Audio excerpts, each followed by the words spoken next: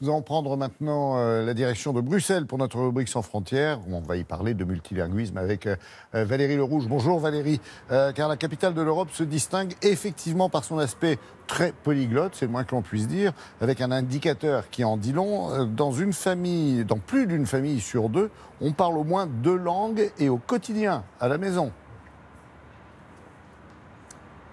Oui, bon dia, Laurent, bonjour à tous. Allô, Leute, moi aussi, je peux parler 3 langues. Alors vous me direz, c'est normal dans la capitale européenne que l'on parle, en l'occurrence, dans cet exemple, le portugais, l'allemand et le français. Ce sont 3 des 24 langues officielles de l'Union européenne. Mais là, ça va bien au-delà, on parle d'autre chose. On parle plus de 100 langues au quotidien à Bruxelles parce que les institutions européennes attirent d'autres institutions internationales, asiatiques, européennes et américaines par exemple. Et au fil des années, eh bien, les couples mixtes augmentent, les enfants de couples mixtes également, et ça donne des situations, des discussions parfois surréalistes à table où on parle de manière mélangée la langue du père, de la mère, mais également le français et le néerlandais qu'on apprend ici à l'école. Ce sont des discussions très riches, forcément, et c'est un atout que veut exploiter Bruxelles. Reportage de Yacine Zedani et Bertrand Catrice. Parler plusieurs langues, plus qu'une habitude, dans cette famille, c'est un véritable mode de vie. Ça va comme ça ou je répète moins? Mais entre l'anglais et le français ou l'arabe, ici, pas question de choisir. Alors, on parle les 3 langues. À 12 ans, la petite Lana les maîtrise déjà et passer de l'une à l'autre, un vrai jeu d'enfant pour elle. Avec mon père, je parle en français des fois et en anglais. Avec ma mère, je parle la plupart du temps en arabe. Des fois, mon frère il me parle en arabe et moi j'essaye de répondre en arabe, mais je réponds en anglais. Lara et Ray, son mari, ont transmis cet amour des langues à leurs enfants. Une nécessité pour leur vie sociale et professionnelle, mais surtout un formidable atout dans la vie. Ça te rapproche d'autres cultures et c'est comme si on parcourt un parcours de vie qui est triple, donc beaucoup plus intense et beaucoup plus varié. Une richesse qu'ils partagent aussi avec leur voisinage. J'ai des voisins grecs, bon, je ne parle pas le grec, mais eux ils parlent l'italien, le français comme moi.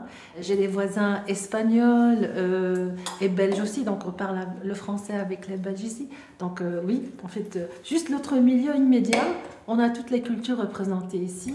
Et leur cas est loin d'être isolé. À Bruxelles, des polyglottes, il y en a partout.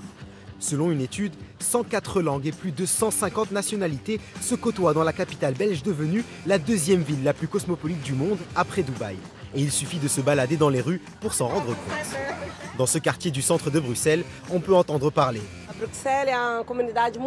portugais, polonais, arménien, hindi, italien et même araméen. On croise toutes les nationalités, des gens venant de tous les pays et qui parlent toutes les langues. Bonne ambiance, quoi. Cette diversité linguistique a amené les élus à attribuer une nouvelle compétence au ministre bruxellois des Finances, celle de la promotion du multilinguisme, une première en Europe. Bruxelles cosmopolite, c'est aussi une volonté politique. Le fait de connaître plusieurs langues vous donne plusieurs chances dans la vie, ici certainement à Bruxelles, mais également il y a un côté social et culturel.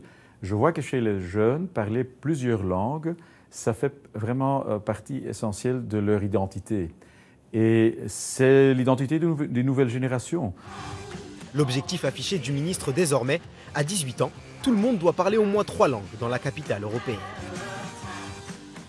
Donc, mon cher Valérie, nous avons en Belgique un ministre chargé du multilinguisme. C'est quoi son job précisément ?